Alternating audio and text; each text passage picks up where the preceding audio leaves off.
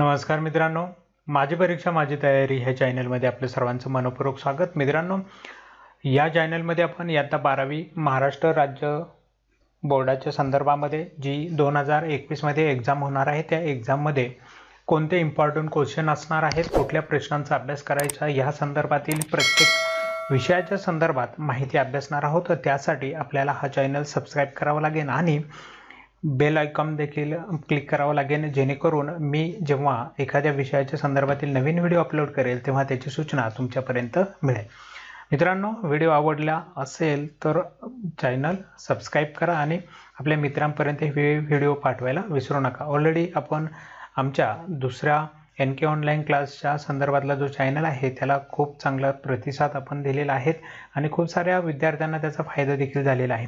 परंतु त्या चॅनलमध्ये आपण टीचिंगचे व्हिडिओ प्लस ह्या परीक्षेच्या संदर्भातले इम्पॉर्टंट व्हिडिओ अपलोड करतोय, त्यामुळे खूप मिक्सअप झालेला आहे आणि विद्यार्थी जे नवीन जॉईन होतात त्यांना हे प्रश्न, ही जी एक्झाम आहे त्या एक्झामच्या संदर्भातील जे इम्पॉर्टंट व्हिडिओ आहेत ते शोधायला अडचण होते, प्लेलिस्ट देखील सापडत नाही आहेत। यासाठी आपण आजपासून या चॅनलवरती अशा पद्धतीच्या फक्त 2021 मध्ये असणाऱ्या परीक्षेच्या संदर्भातील इम्पॉर्टंट जे महत्त्वाच्या VIMP क्वेश्चनच्या संदर्भातील माहिती आहे ती माहिती या ठिकाणी अपलोड करणार आहोत। चला तर मग मित्रांनो सुरू करूयात। आपला आजचा विषय आहे इयत्ता 12वी चिटणीसांची कार्यपद्धती। या विषयाच्या संदर्भात प्रकरण निश्चित कसे करायची, कोणती प्रकरण निश्चित करायची, कुठल्या प्रकरणांवरती जास्त भर द्यायचा, या विषयीची माहिती आपण पाहणार आहोत। मित्रांनो, पहिलं प्रकरण तुम्ही पाहिलं असेल, संस्थात्मक वित्त व्यवस्थापनाची ओळख। अगदी तसंच ह्या वित्त व्यवस्थापनाच्या संदर्भात असलेलं दुसरंही प्रकरण आहे संस्थात्मक वित्त व्यवस्थेचे स्रोत। ही जे दोन प्रकरण आहेत, प्रकरण 2 केलेत पण विषय घटक एकच आहे, वित्त व्यवस्थापन। या दोघांचाही एकत्रित विचार करून परीक्षेला प्रश्न विचारले जाणार आहेत आणि तुमच्या वार्षिक परीक्षेच्या प्रश्नपत्रिकेत 25 marks 25 marks related question to about this 2 chapter, या 2 चॅप्टर वरती आधारित हे प्रश्न असणार आहेत। भांडवल उभारणीच्या संदर्भामधले ही प्रकरण आहेत। या प्रकरणांवरती आधारित एकूण 35 मार्काचे प्रश्न विचारले जाणार आहेत। हे 3 प्रकरण एकत्रित विचार करा। या 3 प्रकरणांचा अभ्यास जर तुम्ही केला तर 32 मार्काचे तुमच्या बोर्डाच्या परीक्षेत प्रश्न ह्या 3 प्रकरणांवरती असणार आहे। यानंतर आपण पुढच्या प्रकरणाकडे जर गेलो तर पुढची प्रकरण हे पत्रव्यवहारांच्या संदर्भातले आहेत, ज्यामध्ये सभासदांशी पत्रव्यवहार आहे, त्यानंतर कर्ज रोखे धारकांशी पत्रव्यवहार आहे आणि ठेवीदारांशी पत्रव्यवहार आहे। हे पत्रव्यवहारावरती आधारित जे प्रकरण आहेत त्याच्यावरती बोर्डाच्या परीक्षेत 18 मार्काचे प्रश्न येणार आहे। यानंतर पुढच्या प्रकरणांचा जर विचार केला तर त्यामध्ये आहे भाग पेढी पद्धती। या प्रकरणावरती सेपरेट 11 मार्काचे प्रश्न, तर लाभांश आणि व्याज या प्रकरणावरती 13 मार्काचे प्रश्न आहे। आणि त्यानंतर प्रकरण 11 वित्तीय बाजार आणि प्रकरण 12 भाग बाजार, या 2 बाजारांच्या प्रकरणांवरती 14 मार्काचे प्रश्न विचारले जाणार आहे।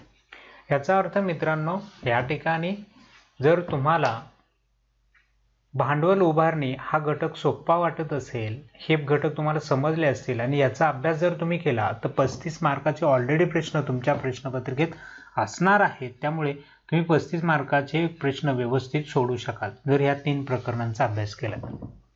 ज्या विद्यार्थ्यांना पत्रव्यवहार सोपे वाटतात, पत्रव्यवहारांचे संदर्भातले पत्र लिहिता येतात, लिहू शकतात, तर त्या विद्यार्थ्यांनी ह्या 3 प्रकरणांच्या पत्रव्यवहारांचा अभ्यास केला तर 18 मार्काचे तुम्हाला प्रश्न बोर्डाच्या परीक्षेत सोडवता येणार आहे।